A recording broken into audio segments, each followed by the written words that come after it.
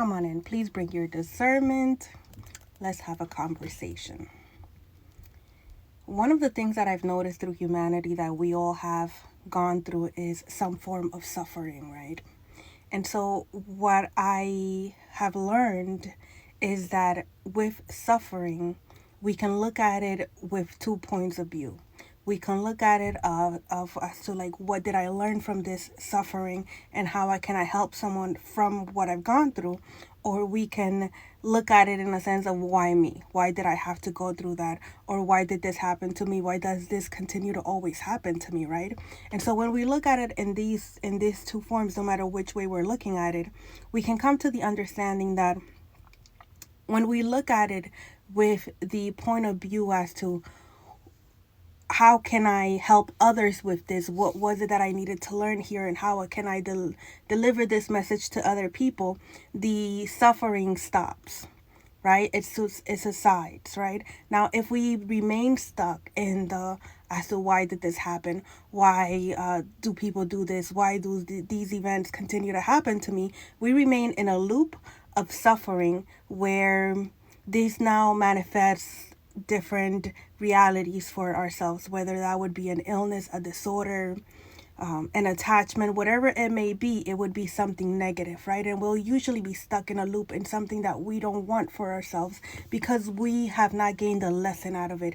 We haven't abstracted what we needed to learn from it and moved on, right? And so with suffering, this is a tool that the enemy uses to keep us stuck. Not only to keep us stuck, but to bring us down to its level and bring us down to its realm and to its world, right?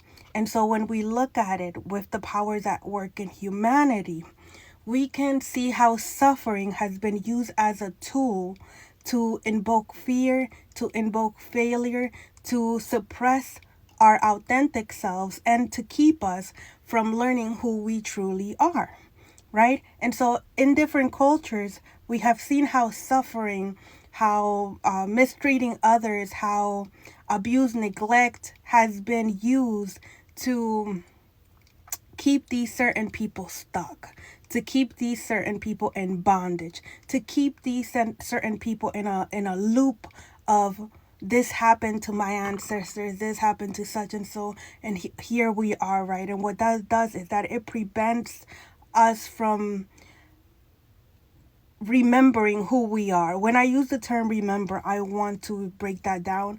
Remember. So to reunite with oneself. Prior to remembering anything, let's first reunite with oneself, right? And so the tool of the enemy, the trick of the enemy, is to have things inverted.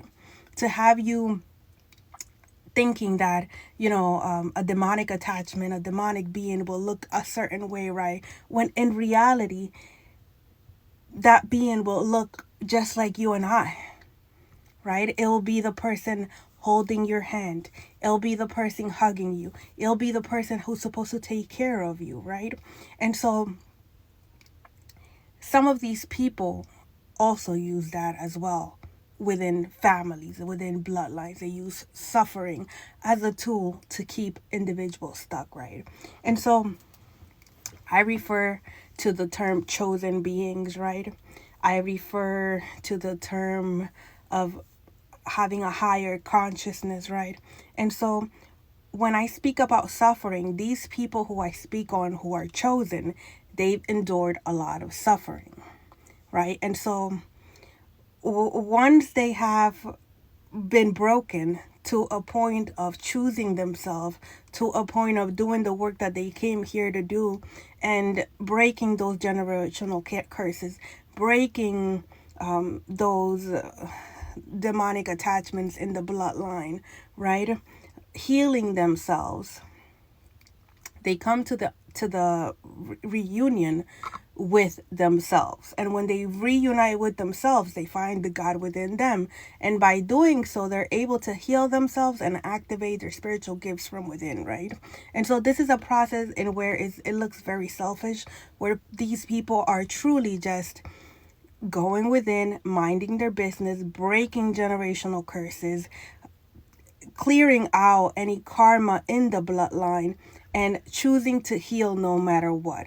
No matter what the grandmother did, no matter what the granddaddy did, no matter who did what or what had been happening, they chose to say it ends with me. And sometimes that looks like, most of the times, it looks like removing themselves from those specific people, because we when we come with a certain purpose, with a certain mission, the people who have been enabling the behaviors, who have been doing the things that they have been doing that we came here to fix, they don't like that. And so they do things such as, like, they'll try to unalive you, right? They'll discredit you, they'll triangulate you, they'll create false narratives, and then they'll even get, secret societies involved if they didn't do that from the beginning, from the time you're born, because usually we come up on a radar when we're born. When it comes to people who come in with a mission, who come in to break generational curses, who come in to do something for God, we come up on a radar, right? And these people have occult knowledge, and so it comes up in this matrix system that we're in. And usually these people would go through a lot of suffering, like very, very, very much suffering, right? And so once they come out of that, they're able to share their testimony and teach others on how to come up out of whatever trials and tribulations they have been going through and have been kept stuck on, because nobody has been able to teach them how to rise above that and overcome it, right? And so the reason why I bring up this message is because suffering has been a tool that has been used by design to keep a certain group of people in bondage and stuck to awakening to the power that they hold within. And so when I speak on this, I don't speak on it to create a riot. I speak on it to bring about awareness, and the solution to it is to remember. And when I say remember, again, I mean reunite with oneself first. It's like in the Bible, there's a part that it says, pick the thing out of your eye. Like, don't talk about somebody else, pick the thing out of your eye. So before we go and we start trying to create a riot and speak about the injustice, the first thing that we should be doing is looking at ourselves and saying, okay, there's some healing work that I need to do prior to me taking any steps to say, well, you did this, you did that, you did that. And no matter what the situation may be, right? The first step should always be to go within, to look at ourselves, to reflect, to say, you know what?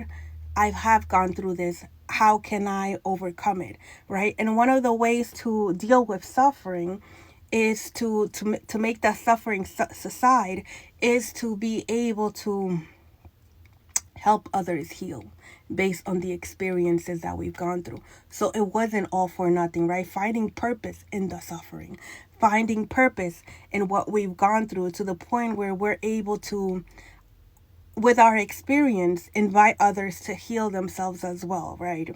And so I wanted to bring about awareness into this, because suffering is a tool that is used often and constant, along with distractions, along with illusions, along with a little bit of a sprinkle of dark magic in between, right?